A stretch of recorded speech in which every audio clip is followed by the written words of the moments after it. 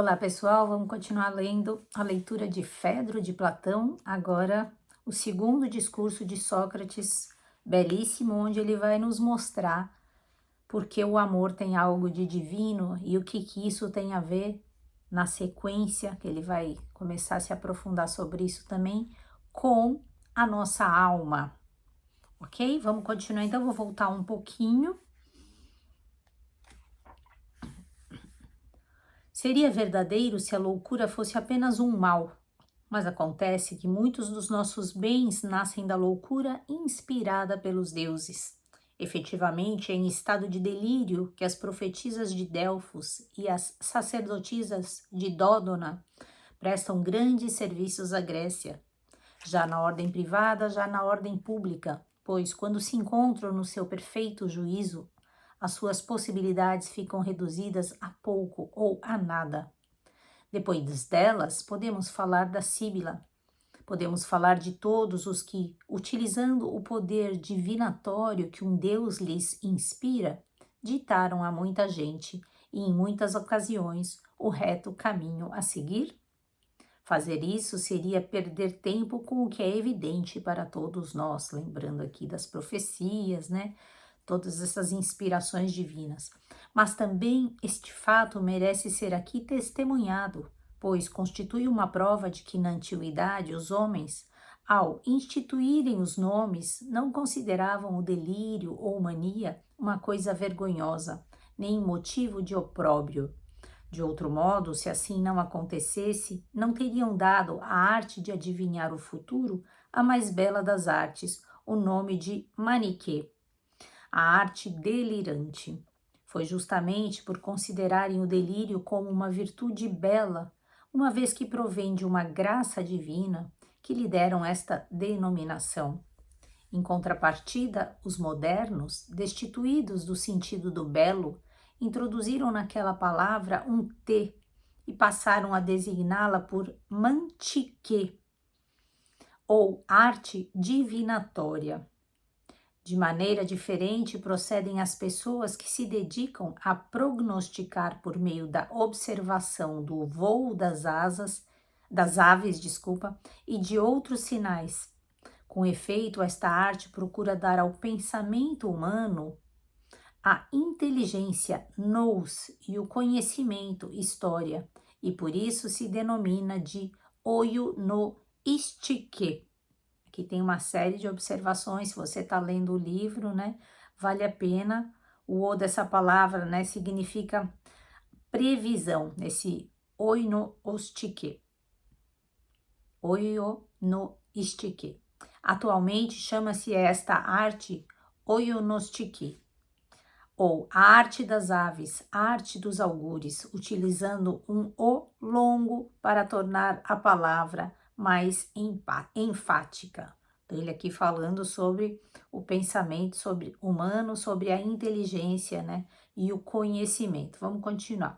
Por esse motivo, a arte da profecia suplanta já em perfeição, já em dignidade, a arte dos augures, tanto na denominação como nas funções. E assim, tal como os antigos nos testemunham, a loucura inspirada pelos deuses é por sua beleza superior à sabedoria de que os homens são os autores. Belo, né? Mas não ficamos por aqui.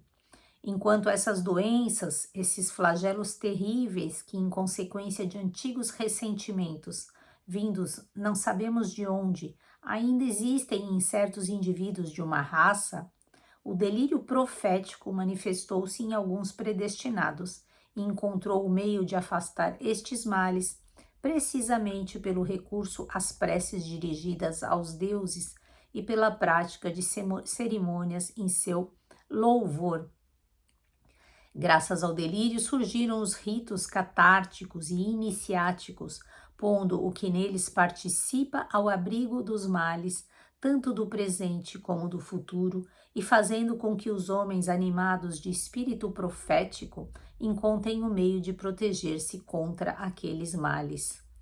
Há ainda uma terceira espécie de loucura, aquela que é inspirada pelas musas, quando ela fecunda uma alma delicada e imaculada, esta recebe a inspiração e é lançada em transportes que se exprimem em odes e em outras formas de poesia, celebrando as glórias dos antigos e assim contribuindo para a educação da posteridade. Vou fazer o comentário depois, tá? Ele está falando aqui essas formas de inspiração divina, né? Da profecia, das musas. Seja quem for que, sem a loucura das musas, se apresente nos umbrais da poesia, na convicção de que basta a habilidade para fazer o poeta, esse não passará de um poeta frustrado e será ofuscado pela arte poética que jorra daquele a quem a loucura possui. Lembrando que nesse próprio livro ele começa a falar o Sócrates e pede ajuda às musas. Então aqui essa humildade, né, de saber da onde vem realmente as grandes inspirações, né, esse conhecimento que existe elevado, que depois Platão vai nos falar sobre as reminiscências, né, a reminiscência que a gente vai lembrar e vai acessar alguma coisa que sempre lá esteve e trazer, né, ser esse pontífice que vai trazer isso dos céus à terra, né, por isso temos que estar aqui habilitados em percebermos, né, o que podemos fazer quando a nossa razão, quando a nossa inteligência está tudo em equilíbrio, né, para que a gente possa fazer esse domínio de nós mesmos e fazer essa busca para fazer essa ponte. Embora não sejam somente estas, já ficas sabendo quais são as belas vantagens que se podem usufruir de um estado delirante inspirado pelos deuses. Podemos agora concluir que não devemos recear nem devemos deixar-nos confundir pelo espantalho de uma doutrina, segundo o qual se deve preferir a amizade do homem sensato à amizade do homem apaixonado. Bem pelo contrário, a vitória deve ser dada ao apaixonado, pois o amor foi enviado pelos deuses no interesse do amante e do amado, e é por isso mesmo contra aquela tese que procuraremos demonstrar. Os deuses desejam a suprema aventura daqueles a quem foi concedida a graça da loucura. Certamente que esta demonstração não convencerá os habilidosos, mas será convincente para os sábios. Nestas condições, a primeira coisa a fazer é tornar explícita a natureza da alma, dos seus atos, estados e atos, assim como indagar se esta natureza é humana ou divina. Belíssimo texto, vale a pena ouvir novamente aqui essa defesa inicial do que somos como seres humanos, né, inspirados pelos deuses, e aqui começando essa justificativa que esse homem que está inspirado pelo divino, e se portanto está inspirado pelo divino, esta loucura aqui que está sendo dita, né, não é uma loucura, a loucura dos desejos fora do controle, né, mas sim um amor universal e divino que é relembrado, e aí por isso ele vai começar a falar desses movimentos de indagação da alma e verificar então se essa alma é divina ou humana. E aqui nesse texto ele faz novamente uma crítica aos sofistas e aos retóricos, que ele diz claramente aqui que certamente esse discurso bem elaborado que ele vai fazer, bem embasado, ele não vai convencer os habilidosos. Os habilidosos eram os sofistas, né, que defendiam qualquer coisa que fosse de acordo com os seus interesses e não necessariamente com essa busca pela verdade. Mas ele diz aqui, mas será convincente para os sábios.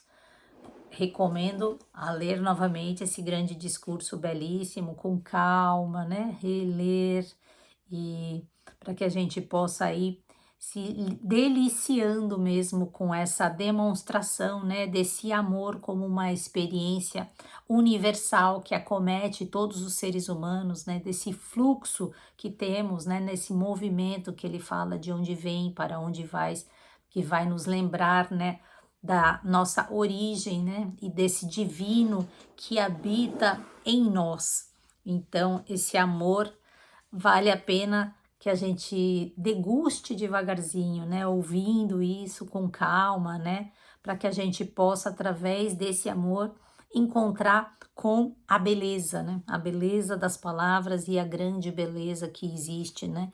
Que é um dos aspectos perceptíveis da divindade, né? Quando a gente vê o belo, a gente realmente consegue sentir a divindade, né? Nas palavras, nas imagens do fora, né? Num pôr do sol, por exemplo, né? Então, essa origem do amor aqui divino que ele vai falar é alguma coisa que a gente tem que realmente degustar. Continuamos amanhã, se Deus quiser. Beijos para vocês, pessoal. Bye, bye.